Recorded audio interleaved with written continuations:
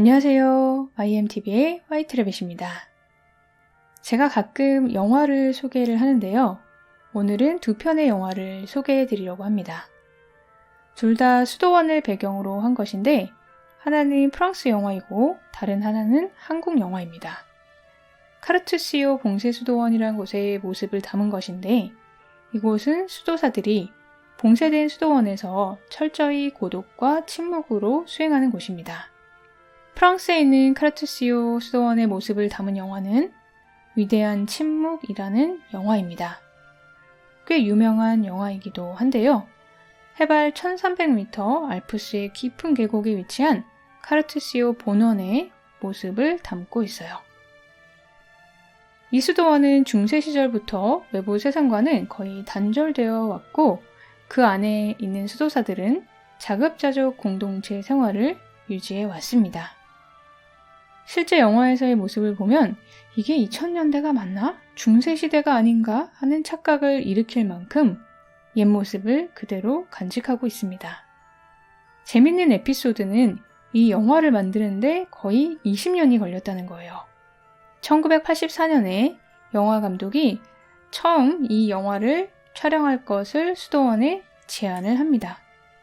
수도사들은 그 제안을 받고 좀 생각해보겠다라고 하고서 1년 후에 연락이 옵니다. 조금 나중에 촬영했으면 좋겠다라고 답변을 합니다. 그리고 무려 15년이 지난 1999년에 수도원에서 감독에게 전화를 합니다. 그리고 아직도 영화를 찍을 마음이 있는지 묻습니다. 감독은 아직도 할 마음이 있다 라고 대답을 하고 촬영을 하게 되었어요. 조금 나중에 찍읍시다 라고 한 것이 15년이 걸린 거죠. 그리고 촬영을 하는데 2년, 준비와 편집 이런 것을 합쳐서 총 20년 만에 영화가 완성이 됩니다.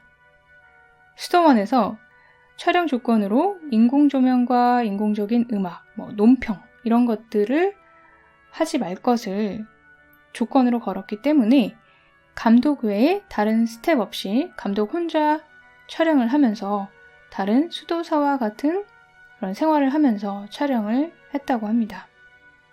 영화는 대화도 거의 없고 침묵만 있습니다. 가끔 새소리, 발자국 소리만 들리죠. 왜냐하면 식사도 독방에서 혼자 하기 때문에 대화가 없어요. 오디오가 없습니다. 수도사님들의 생활이라는 게 묵상, 기도, 독서, 노동. 이 모습만 계속 반복적으로 보여줍니다.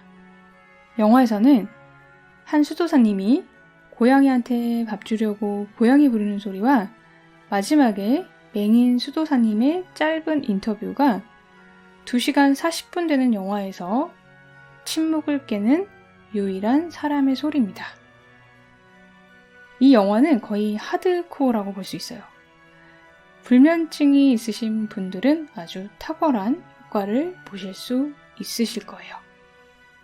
물론 영화를 보는 것 자체가 명상이 되는 영화이기도 합니다. 두 번째 소개해드릴 영화는 마찬가지로 카르투시오 봉쇄수도원에 관한 건데 아시아에서 유일하게 카르투시오 봉쇄수도원 분원이 한국에 있다고 해요. 그 수도원의 모습을 KBS에서 다큐멘터리로 만들었었고 그것을 영화로 만들어서 네이버 영화 등에서 보실 수 있습니다. 두 영화 다 네이버 영화에서 보실 수 있어요. 한국 영화에서는 수도사님들의 대화나 인터뷰 등이 좀 더 많이 나오고 전문 촬영 기계와 기법들을 이용해서 보기가 훨씬 편합니다. 재미도 있어요. 저는 이 영화를 먼저 보실 것을 추천합니다. 수도사들의 삶은 거의 동일합니다. 외부 세계와 철저히 단절된 채 온종일 모든 시간을 예배, 묵상, 기도, 노동으로 이루어져 있습니다. 그 다음 날도 예배, 묵상, 기도, 노동의 반복이에요. 컨트롤 C, 컨트롤 V죠. 하루에 한 번 예배실에 모여서 미사를 드리고 매주 한 번 자연 속에서 산책을 할 수 있고 1년에 딱 2번 가족과의 만남이 허용됩니다.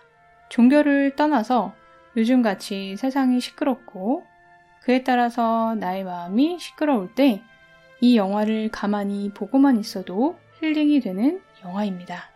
이 다큐멘터리나 영화를 보고 많은 사람들이 그분들의 청빈함에 감명을 받았다고 하는데요. 이 수도사들이 정말 검소하게 생활을 하시거든요. 그런데 저는 조금 다른 관점에서 영화를 보았습니다. 한국의 카르투시오 수도원을 담당하고 있는 드봉 주교님의 인터뷰에서 주교님이 이렇게 말씀을 하시는데요. 봉쇄 수도원에 들어오는 것도 자유이고 종신서원을 하는 것도 자신의 자유입니다. 그리고 선택을 분명하게 하기 때문에 분명하게 포기하는 것입니다.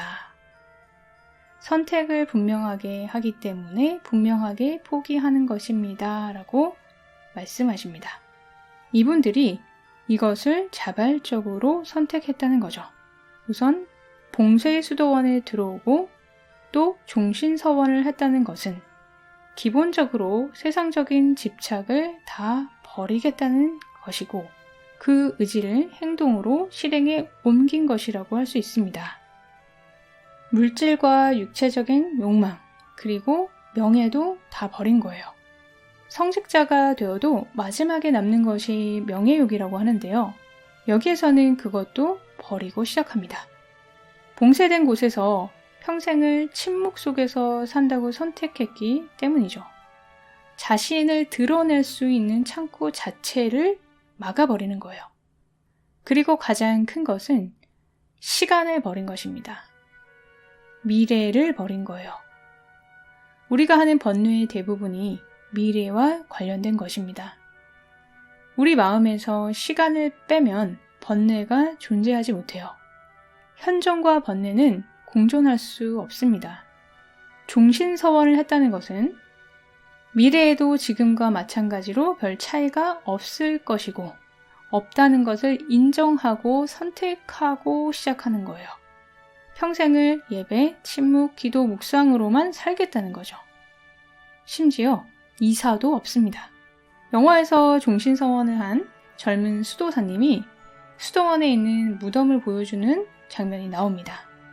거기 살고 계시던 수도사님들이 돌아가셔서 묻혀있는 무덤인 거죠. 그 무덤을 이렇게 보여주면서 저도 여기에 묻히게 될 거예요 라고 밝게 웃으면서 이야기하는 모습이 나옵니다. 심지어 평생 이사도 안 가고 죽어서도 어디 다른 데 묻히는 것이 아니라 그곳에서 정말 뼈를 묻는 거죠. 미래에 대한 번뇌를 끊어내는 것입니다. 모든 세속적인 집착을 버리고 시간을 버려서 현존으로 자신을 내모는 자발적인 선택을 하는 거죠. 각자의 내면은 다 다르고 그래서 일반화하는 것은 조심스럽지만 이곳에 계신 분들은 대부분 천국에 살고 있거나 천국에 가까이 계시다 라고 짐작해 볼 수 있습니다. 그러한 상황을 스스로 선택하고 내면의 완전한 복종을 이룬다면 현존으로 밀려 들어가는 지름길이기 때문입니다. 오래전에 한국 카르투시오 수도원이 개원할 때 파견되어 와서 살고 있는 한 외국인 수도사님이 피부암 수술을 하고 거동이 불편한 분이 계셨는데요. 이 영화에서 보면 말하는 것도 어눌하고 걷는 것도 제대로 잘 걷지 못합니다. 그런데 이분이 어색한 한국말로 자신의 몸 상태에 대해서 이렇게 이야기합니다. 저는 걱정하지 않아요. 왜냐하면 마리아께 다 맡겼어요. 그리고 프랑스 카르투시오 수도원을 배경으로 한 위대한 침묵에 유일하게 나오는 인터뷰 장면에서 맹인 수도사님은 이렇게 이야기합니다. 나를 장님으로 만드신 하나님께 감사하는 마음이 들곤 하네. 내 영혼을 이롭다고 여기셔서 배려하신 게지. 완전한 내려놓음과 내맡김으로 천국에 살고 계신 모습이 보입니다. 그런데 이 수도사님들이 깨달은 삶을 살고 현존의 삶을 사는 게 멋지고 존경스럽긴 한데 그것이 본인들에게만 좋은 것이 아니냐 또는 자기 혼자만 그런 삶을 살면 되느냐 남을 위한 삶을 사는 게 더 훌륭하다라고 반문할 수 있을 것입니다. 하지만 이분들이 사회에 나와서 봉사를 하거나 설교를 하는 분들보다 못한가, 사회에 대한 기여가 적은가 하면 절대 그렇지 않다고 생각합니다. 이분들은 등대와 같아요. 등대가 있어야 배가 길을 잃지 않고 어둠 속에서 항구를 찾아올 수 있습니다. 등대는 가만히 있어서 스스로를 밝힘으로써 세상에 기여하는 거예요. 등대가 왔다 갔다 하거나 남의 일에 참견하거나 하면 안 되죠. 그럼 배가 헷갈리겠죠. 그냥 혼자서 외로이 서서 밝게 빛을 내는 것이 등대의 일입니다. 이런 분들은 인류의 에너지를 정화하고 인류의 의식의 주파수를 끌어올리는 보이지 않는 일을 하고 있는 것입니다. 우리는 이분들의 삶을 통해서 천국에 들어가는 방법을 엿볼 수 있습니다. 집착을 버리고 완전한 내려놓음과 내맡김, 그것을 보여주고 있어요. 그것을 우리는 이분들의 삶을 통해서 배울 수 있습니다. 이것은 부처님께서 탁발이 배품이라고 하신 말씀 안에 담긴 철학과도 같습니다. 혼자서 매일 나무 밑에서 자신의 깨달음을 위해서 수행하는 수행자들에게 우리가 왜 보시를 할까요? 자기 깨달음을 위해서 수행을 하는 거면 나랑 상관이 없는 거 아닌가 라고 생각할 수도 있죠.